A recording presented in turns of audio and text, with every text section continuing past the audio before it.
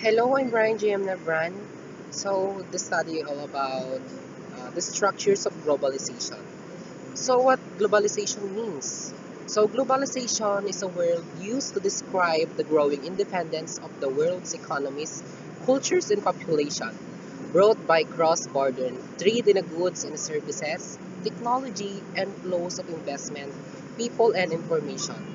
So, globalization means the speed up of movement and enhances of human beings, goods and services, also the capital, technologies or cultural practices also, all over the planet.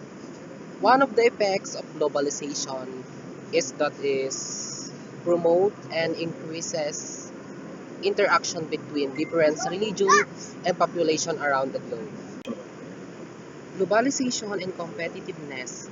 In the era of globalization, inputs can move from country to country, this and then. In the sense in which countries compete with each other, they compete to attract inputs, particularly the capital. Competitiveness refers to the ability of an economy to attract physical capital. So globalization leads to increased competition.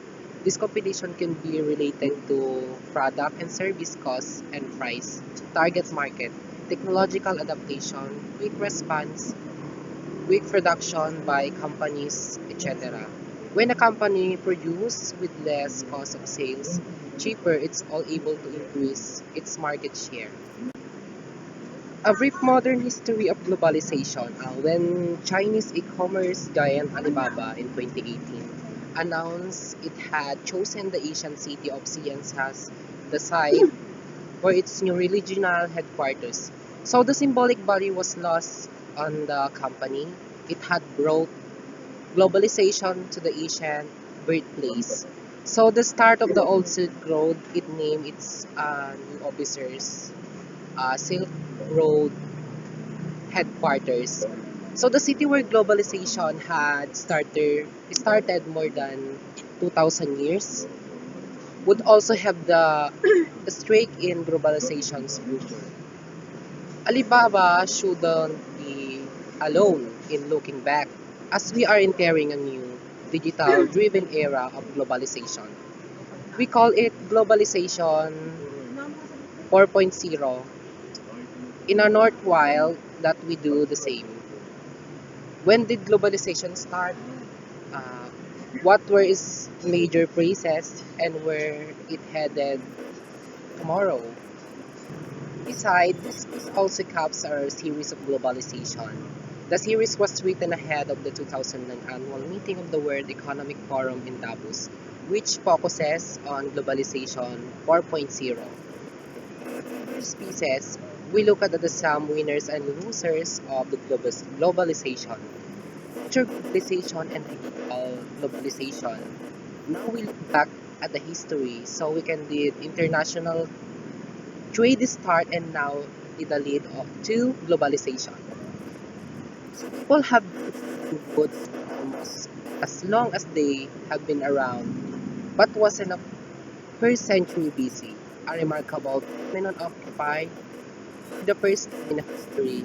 A luxury product from China here on the other edge of the Eurasian continent in Rome, after being hauled to the top for 1,000 of miles along the sea.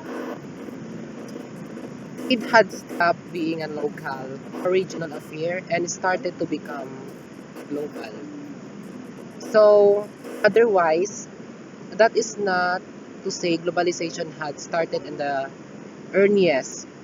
So, silk was mostly a luxury good, and so were the spices that were added to the intercontinental trade between Asia and Europe.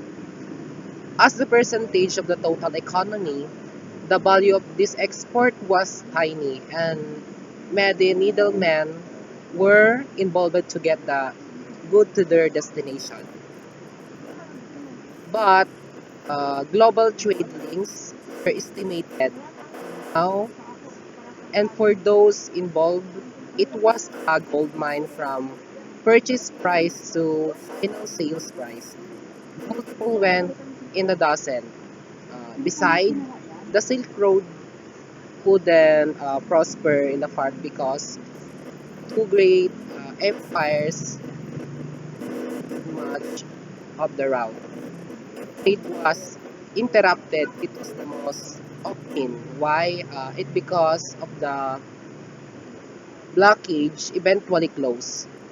So as it did after the several centuries, the fall of empires had everything to do with it, and when it opened in a Marco Polo late in a medieval time, they was considered it was because the rise of a new hegemonic empire.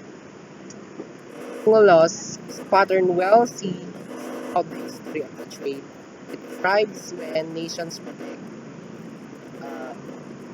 falls when they don't.